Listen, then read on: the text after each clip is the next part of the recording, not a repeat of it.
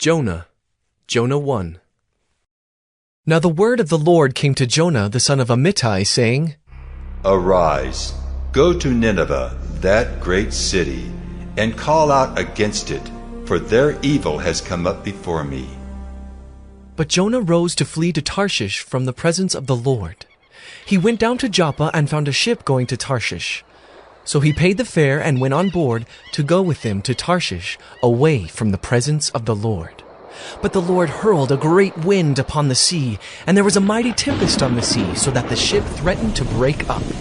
Then the mariners were afraid, and each cried out to his God. And they hurled the cargo that was in the ship into the sea to lighten it for them. But Jonah had gone down into the inner part of the ship, and had lain down and was fast asleep. So the captain came and said to him, What do you mean, you sleeper? Arise, call out to your God. Perhaps the God will give a thought to us that we may not perish.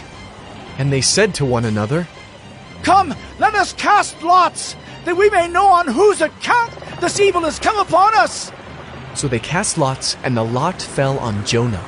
Then they said to him, Tell us on whose account this evil has come upon us. What is your occupation, and where do you come from? What is your country, and of what people are you? And he said to them, I am a Hebrew, and I fear the Lord, the God of heaven, who made the sea and the dry land. Then the men were exceedingly afraid and said to him, What is this that you have done? For they knew that he was fleeing from the presence of the Lord, because he had told them. Then they said to him, What shall we do to you, that the sea may quiet down for us? But the sea grew more and more tempestuous. He said to them, Pick me up and hurl me into the sea. Then the sea will quiet down for you. For I know it is because of me that this great tempest has come upon you. Nevertheless, the men rowed hard to get back to dry land, but they could not, for the sea grew more and more tempestuous against them. Therefore they called out to the Lord, O Lord, let us not perish for this man's life, and lay not on us innocent blood, for you, O Lord, have done as it pleased you. So they picked up Jonah and hurled him into the sea, and the sea ceased from its raging. Then the men feared the Lord exceedingly, and they offered a sacrifice to the Lord and made vows. And the Lord appointed a great fish to swallow up Jonah, and Jonah was in the belly of the fish 3 days and 3 nights. Jonah 2. Then Jonah prayed to the Lord his God from the belly of the fish, saying, I called out to the Lord out of my distress, and he answered me. Out of the belly of Sheol I cried, and you heard my voice. For you cast me into the deep, into the heart of the seas, and the flood surrounded me. All your waves and your billows passed over me. Then I said, I am driven away from your sight, yet I shall again look upon your holy temple. The waters closed in over me to take my life. The deep surrounded me. Weeds were wrapped about my head at the roots of the mountains. I went down to the land, whose bars closed upon me forever. Yet you brought up my life from the pit, O Lord my God. When my life was fainting away, I remembered the Lord, and my prayer came to you, into your holy temple. Those who pay regard to vain idols forsake their hope of steadfast love. But I, with the voice of thanksgiving, will sacrifice to you. What I have vowed, I will pay. Salvation belongs to the Lord. And the Lord spoke to the fish, and it vomited Jonah out upon the dry land.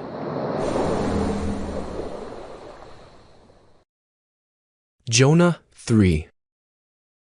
Then the word of the Lord came to Jonah the second time, saying, Arise, go to Nineveh, that great city, and call out against it the message that I tell you. So Jonah arose and went to Nineveh according to the word of the Lord. Now Nineveh was an exceedingly great city, 3 days' journey in breadth. Jonah began to go into the city, going a day's journey, and he called out, Yet 40 days, and Nineveh shall be overthrown.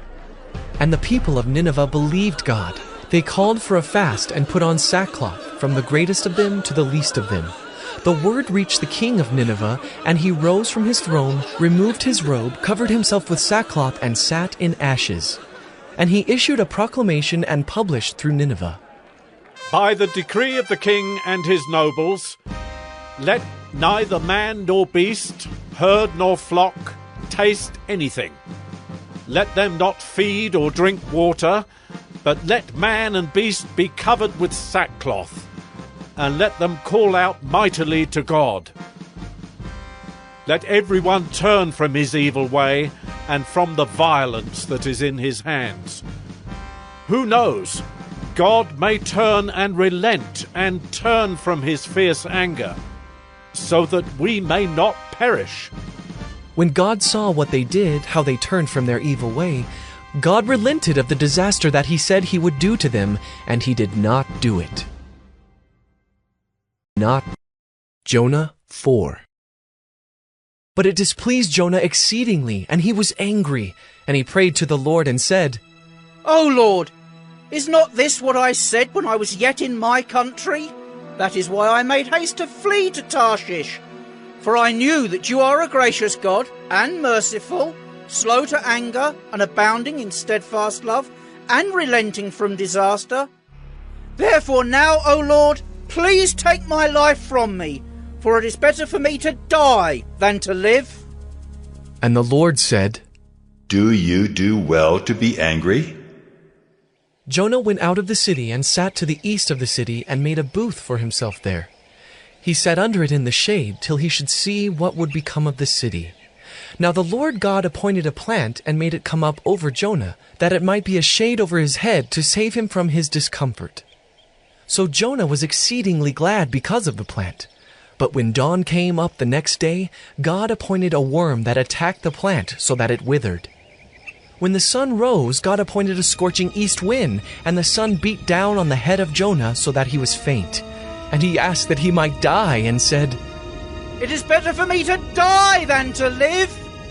But God said to Jonah, Do you do well to be angry for the plant? And he said, Yes, I do well to be angry, angry enough to die.